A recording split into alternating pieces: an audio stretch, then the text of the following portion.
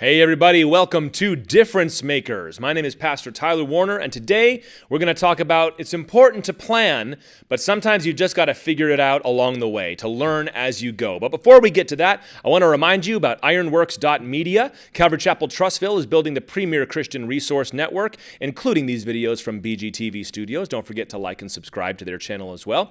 But over on that website, we've got the books. The newest one, The Desolation of Israel, is already out now. You can find that out right away. You can also find out about our new conferences that we've done. We did a whole new conference this year. All the media is available for you to find right away. It goes in line with the book. It was called our Israel Conference. I'd be strongly encouraging you to check that out. We've also got podcasts, videos, lots of other things going on, verse-by-verse Bible teaching. And if you want to find out more about the church I pastor, you can go to calvarychapeltrustville.com. All right, little bit about me. Little thing about me. I love to play board games.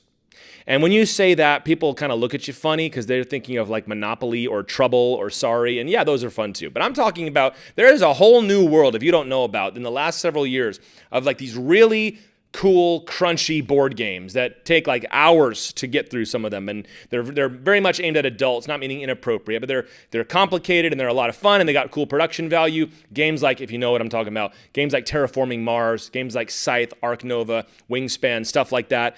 We got into it, my family, and now there's every square space of our house is shoved in with these board games. And it's a lot of fun.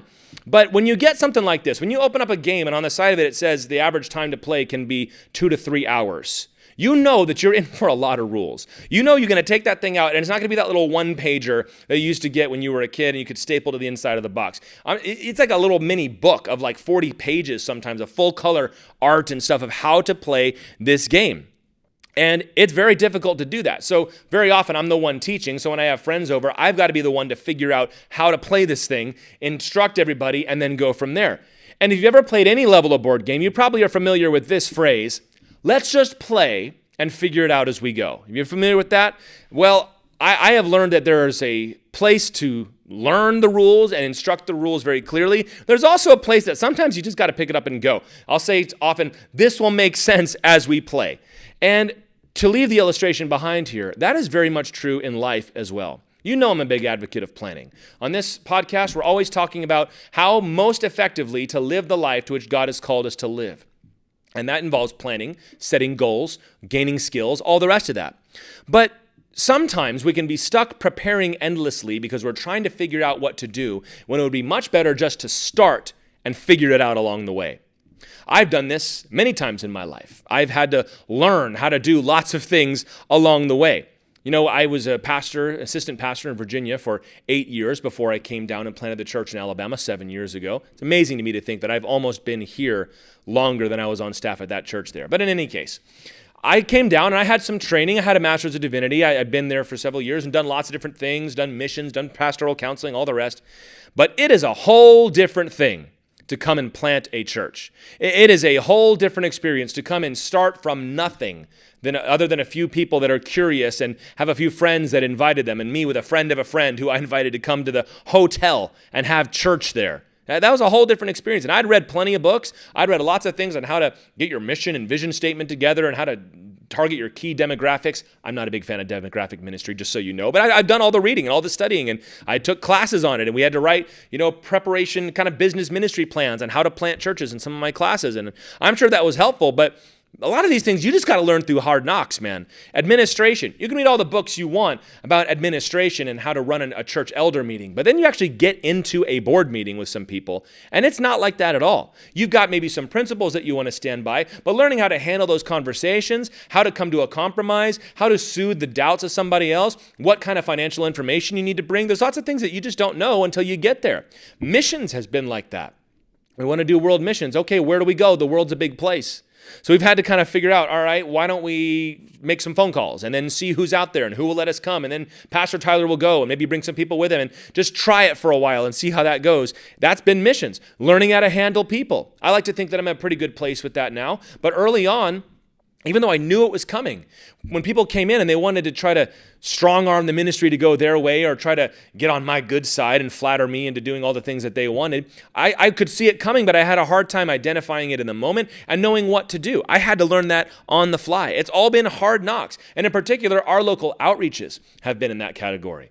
We wanted to do prison ministry, for example. I did not know anybody in prison ministry. I didn't know anybody in this state that could help me out with that. So what I started doing was calling people outside of the state and said, do you know anybody who does prison ministry in Alabama? And then I find one guy that says, call this guy here. And I had lunch with him. He said, I can't help you. I don't know what to do, but maybe you could call this guy. And then that ministry shut down. And then I call him. And he said, why don't you come into the prison one day and visit with us? And so I did. And eventually I started joining that class. And over time, and I mean now over years, we've got to a place where we have a fairly regular, fairly robust prison ministry. And even so, I still feel like I'm figuring it out. All of our outreaches have been that way. I talked about ironworks.media at the beginning. That's the kind of thing where if you go to it, you might look at it and say, this is nothing like the premier Christian resource network. Well, no, not yet. That is very much an active figuring it out as we go process. We want to have a media platform. I don't know how to do that. I know how to preach. I know how to write a little bit. Let's go from there. Even publishing our books. As great as this one looks now, this is the fourth one we've done. And we've had to learn along the way how to do that. We're not there yet as a ministry, but we are learning,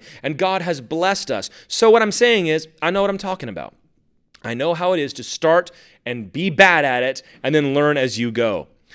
The alternative to this, of course, is to plan. And I'm a big fan of planning. We do a lot of planning in my life, and not just at church, but at home and in everything else. But there's something, to go back to the world of board games, there's something that we call analysis paralysis.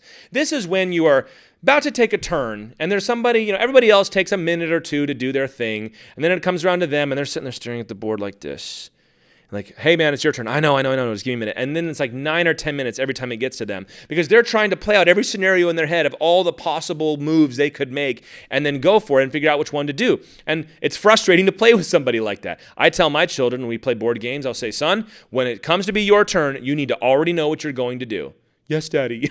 We have to do that. And, well, that can happen in life too, where you spend so much time planning that you are paralyzed because you have to analyze every single little detail of something.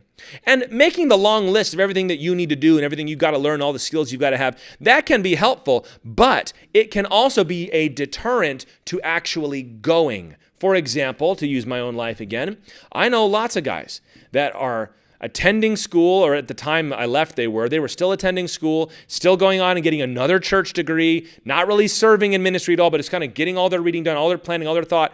And when I get ready to go plant a church, they have so many opinions on what I should do because they are very familiar with the requirements, and yet they had no actual experience. And some of them to this day have not done anything other than read books about it.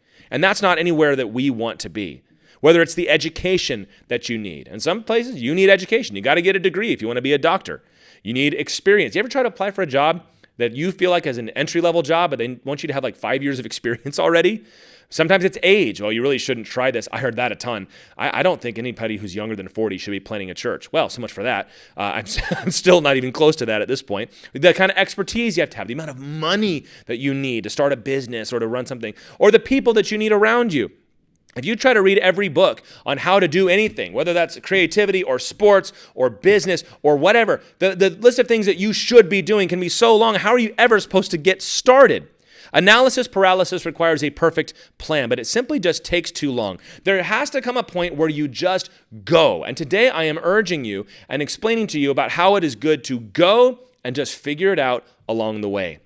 The reason for that is once you begin something, it's much easier to keep it going than to actually get started. Maybe you remember this when you were in school. Actually sitting down and writing the first paragraph of that paper was way harder than finishing the thing. Actually sitting down to do it. Every writer knows this. Every musician knows this. Actually sitting down to play or to write or to paint, I would imagine, is harder. Getting in the gym is harder than actually exercising once you're there. I had a rule for myself that when I was doing triathlons, and maybe I'll do them again someday, but swimming was always a big hassle, practicing the swim, because you got to go there, you got to get dressed, you got to get in the water, sometimes you got to wait for a lane, and all the rest of that. My goal every day, I would not put on my list, swim according to today's routine. It would be get in the water. Because I knew once I was in the water, I'm going to do it. and I would be fine once I got there. That's the magic of beginning. And once you start doing something, you learn in real time what you actually need. Books are helpful. I have way too many books. I'm recording a podcast to help you with this. I hope that this is helpful.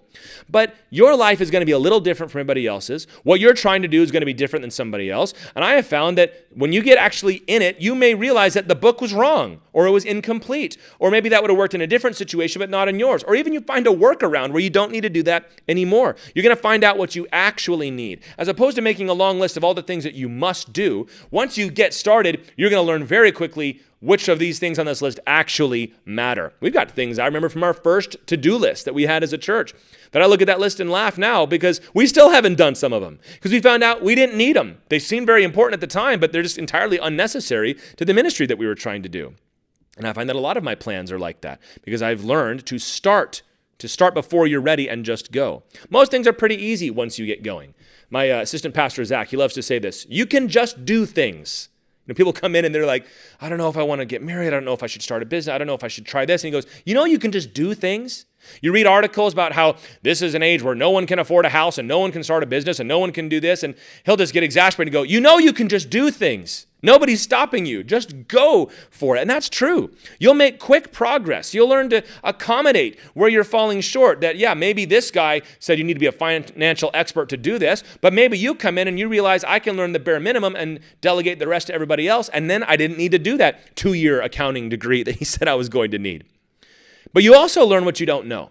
And that's important. You don't know what you don't know. This is something we say in our administrative meetings a lot as a church, as in, let's go find out because we don't know what we don't know. Let's call such and such because we don't know what we don't know. I told somebody recently that was talking about dealing with the city, and I said, don't just take somebody's word for it. Go talk to somebody who knows how to do this and has done this before, somebody who's actually in it, who's got that experience. Well, if you start, you're going to start gaining that experience for yourself right away.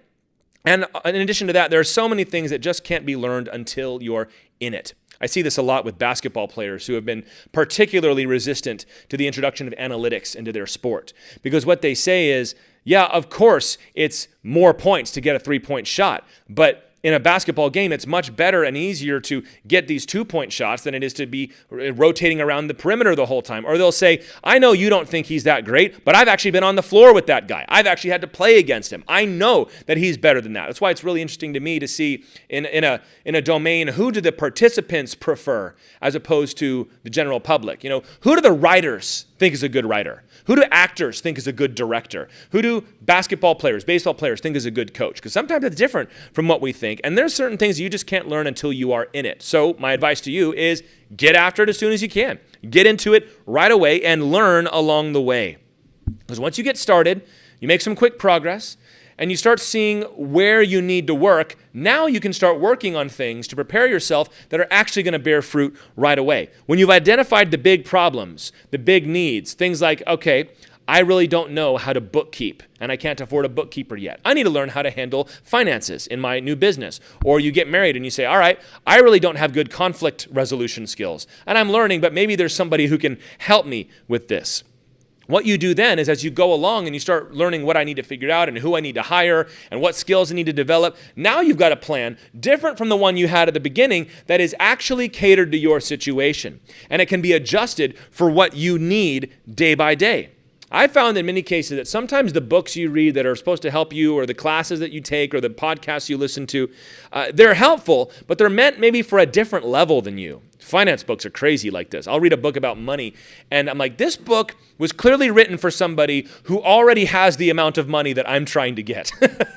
They're talking about, investing this much thousands of dollars into something like, and if you can't, then what are you even doing? I'm like, well, clearly this wasn't intended for me. And so that can be the case in lots of instances. Trying to pick up a book on how to draw. The famous meme is like how to draw a horse. Draw basic shapes, fill it in, now draw the rest of the horse. Like that's sometimes what it feels like because maybe you're just not there yet. And sometimes you will find that I might not have all these skills, but just diligently persisting is enough to work around them. You've got to find out, and you're not going to know until you actually go for it. Getting some training, finding some help is much easier when you are in motion. I have found that when I first moved down here, to plant the church, and I would call pastors and say, hey, could we meet together? I want to ask you some questions about this and that. I usually got put off But when I call now and I say, hey, I'm Pastor Tyler from Calvary Chapel, Trustville. I'd like to call and talk to you about prison ministry, whatever it is. Now people are more likely to take my calls. Why? Because I'm a little more established. I've been here a little bit longer. Maybe they've heard the name of the church. And so if I need to find somebody to help me with something, it's easier to do that. I was never going to get those connections, though, until I started. People are more willing to help when you're in the game. And you'll also understand the advice better. A lot of comedians have podcasts now, and I think it's fascinating to watch them talk about the craft of stand-up comedy, which I've never done other than watching it, But to hear them talk and how they instantly understand each other when they're giving advice to one another and have their own little language. Every domain is like that. Whatever business you want to get into is going to be like that. Churches are like that. Denominations are like that. YouTube communities, online groups, they have their own language that they use. Marriage has its own vernacular that you're going to have to develop, whatever it may be. And you're not going to know that until you're out there. One of the best things for me as a young preacher in learning to be a man of God and actually lead a ministry was being around other preachers. When I would go to these pastors' conferences, even if I wasn't a pastor yet, being there, being around these guys, hearing how they talk was important. So you got to get into the game because nobody wants a dilettante. Nobody wants a maybe to hang around with their clipboard asking a bunch of weird questions. Get in the game. And also, you should never underestimate the fact you are going to gain your own insights through this process that might be able to help somebody else. You maybe have been relying on a book that you read sometime, but as you go along, maybe you can start to evaluate that advice and say, I don't know if that's right anymore. Maybe it was right at one time, but I think history has moved on, or technology has changed, or the trends are different, or I don't think I want to do it that way. And you'll develop your own little insights, and then what happens is people come along behind you, you share one of those things with them, and it's life-changing for them. So you shouldn't sell yourself short, that you don't have anything to contribute, but you're not going to know what it is until you get out there. So get started. Don't wait. Get out there and go for what you know you ought to do. But I should warn you right now, this means that at first, you are not going to be good at this. You are not going to be good at what you start doing as you try to learn along the way. If you try to get out there and golf, you're not going to be good at it the first day. You're not going to get any better, but you're not going to be good at it right away. This is something that I tell my son about a lot. I have 3 sons, and my oldest one, if he thinks he can win, he will pay full attention to what's going on. But if he, again, back to board games, if we're playing a game and he realizes he's starting to lose, he gets goofy, he stops paying attention, he kind of drifts off. And sometimes he doesn't want to try new things because he doesn't think he's going to be good at it right away. Very excited to try football, but then after the first week or so, he realized I'm maybe not as good at this as I thought, and he started to lose a little bit of interest. But I told him, Micah, you've got to be bad at something before you can be good at something. And it shouldn't frighten you. It shouldn't frighten you that you're going to get out there and try to start a business, and you're going to do things that are going to make everybody laugh at you, or you're going to be ignored by the city, or you're going to have people pass you over when they shouldn't. Or in marriage, you're going to do things that you're going to look back on and go, oh, that was such a bad idea. Don't let that intimidate you. That's the process. That is actually what it takes. And if you want to know what I mean by this, go find a very popular YouTube channel. Go find somebody that's been on for a long time and has maybe millions of subscribers. Go back and look at their first videos. Sort their videos by oldest, and you're going to crack up.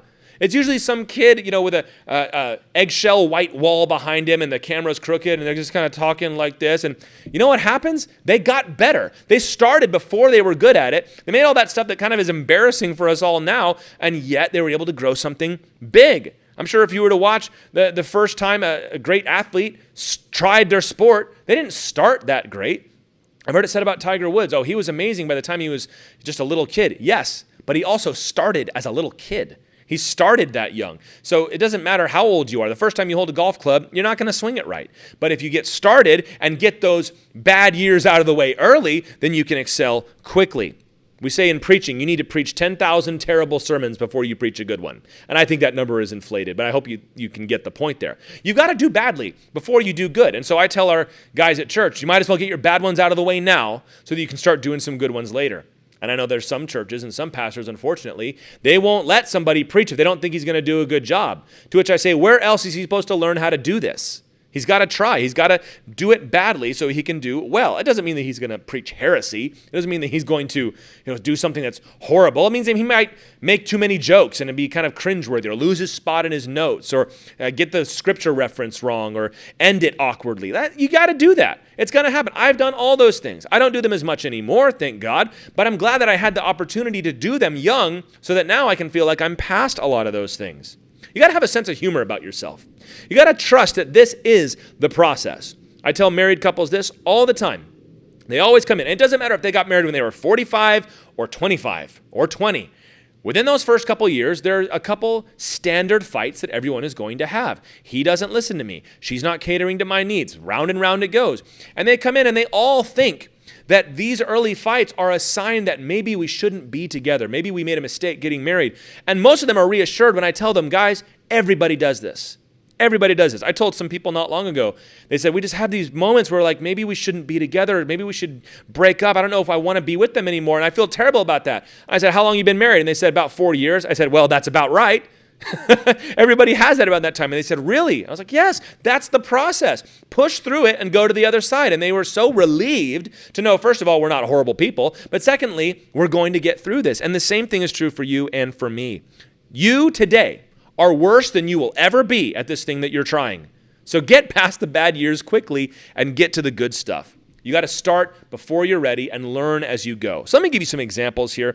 I love to go through all these different aspects of your life. I don't know if I'm going to hit them all today, but let me give you some examples of what I'm talking about, going before you're ready and learning as you go. In your spiritual life, you need to start your spiritual disciplines right away. That means prayer, reading your Bible, attending church, serving at church, fellowshipping with other believers, evangelizing. There's long lists of these different things. But I know people that say, I read my Bible and I don't get anything out of it. To which I say, you're probably not very good at reading your Bible then. You've got to grow. Like I tell people, that book has overturned empires. If it's boring to you, you're the problem. But that means you've got to learn how to slow down and go through a method of how to study the Bible and observation, interpretation, application. Go through that. If you say, I try to pray and I can't pray longer than 5 minutes, I say, good, you got to learn. You got to learn how to pray. You got to learn how to serve at church. You got to learn how to evangelize. These are skills just as they are things that we do spiritually. So you got to start. Don't wait until you're good at it. You're not going to get good at it until you start. Physically, get in the gym and move. Learn the ropes later. Learn what all the machines are called later. I still get awkward when I go into the gym. And I've been going to the gym for a long time now. I actually surprised myself how long I've been going into the gym to work out, even though I still feel like a new guy. And I guess I kind of am compared to some people. But you just got to go in there. Walk on the treadmill if you need to. Pick up some dumbbells and carry them around. If you've seen something done on TV, do that. Pull up a YouTube video and watch them do it and go along with it. You've got to get started. If all you know how to do is walk around the neighborhood, do that. It's better than nothing. And then you do it a little more often, and maybe you think, I think it'd go a little faster. And then you think, man, my legs are starting to hurt. So you Google it, and they say, well, what you need to do is you need to do some squats. I don't know how to do squats. Well, I can squat with nothing. And you grow. You get better as you go. Don't think that you're going to be perfect the first time. You just won't be. Personally, I'm always encouraging people, take risks in your relationships. Go on a date. Ask her out. Everyone's like, oh, how do you do that? I get guys at church, how do you ask a girl out? And I often don't have much help there because what I say is you walk up to her and you say, hi, my name is so-and-so. I think you're really cute. I'd love to take you out sometime. Oh, you just say that? Yeah, I do. That's what I did. But before I got married, and because I was successful at it. But I mean, even if you've been dating for a long time, get married. What are you waiting for? If you know everything there is to know about that person, get married. Have a child. What are you waiting for? I don't know if we're mature enough yet. You ain't gonna be mature enough until you get there. Financially, start saving. Go get a job and increase your income. Start investing. It's only going to get better from there. There's so many people that stress about doing the right thing, finding the right financial system, that they do nothing. And that's not good at all. Start doing something, at least putting a little bit away, and worry about the percentages and all that later on. It's not as important as actually doing it. If you're looking at your creative life, I want to learn how to draw. I want to learn how to write. I want to learn how to play guitar. Buy a guitar and start practicing. Start drawing anything. Well, I don't know the techniques. Worry about the techniques later. Just get started. Just learn how to sing. Just try what you're doing. Learn to build some skill until you know what you need to learn.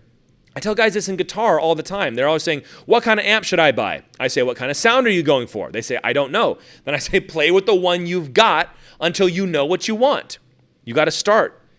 Education, right? Education obviously requires ignorance to begin. If you know it, you shouldn't be studying it. So start learning now. You want to learn history? Buy a history book. I remember doing this when I was at Barnes & Noble one time. There was a book on an end cap. It said Jefferson and Hamilton. And I thought, that's a cool looking book. I don't know much about Alexander Hamilton, and I like American history. I bought it and I read it. That was really actually pretty good. I went back to the bookstore, and on that same end cap, there was another one about the Dust Bowl. I'm like, I don't really know anything about the Dust Bowl. And I read that, and that got me on this move. Like, now I read American history all the time, and I find myself to be pretty knowledgeable about it. Every hobby has a threshold that you've got to get over. So get after that professionally. Don't get intimidated, but go for it and learn how to do it along the way. Even if the business fails, man, what you'll have learned through that process will be invaluable to it. Friends, America was built by people who said, we're just going to go and figure it out along the way. We're going to go to Plymouth Rock and live there. What's that going to look like? I don't know. We're going to figure that out as we go. We're going to move west and survive. That's kind of in our character as Americans. That's how the church was begun. It seemed good to the Holy Spirit and to us, they said. Every successful endeavor involves somebody who is willing to step out and go. The well-planned things almost always get left behind by people who don't know what they don't know and just go for it without knowing all the rules. Stop waiting, stop planning, stop judging, and just go. I want you to start right away, and you're going to be so excited. Don't worry about when you're doing badly, because you're always going to feel like you're doing badly, even when you're not. And then one day, you're going to find yourself in the position I find myself, where I have people calling me and saying, you seem to know a lot about this. Can you teach me? And sometimes that's the first indication you get that you've actually learned anything at all. Don't wait. Learn as you go. This has been Difference Makers. My name is Pastor Tyler Warner from Calvary Chapel in Trussville, Alabama.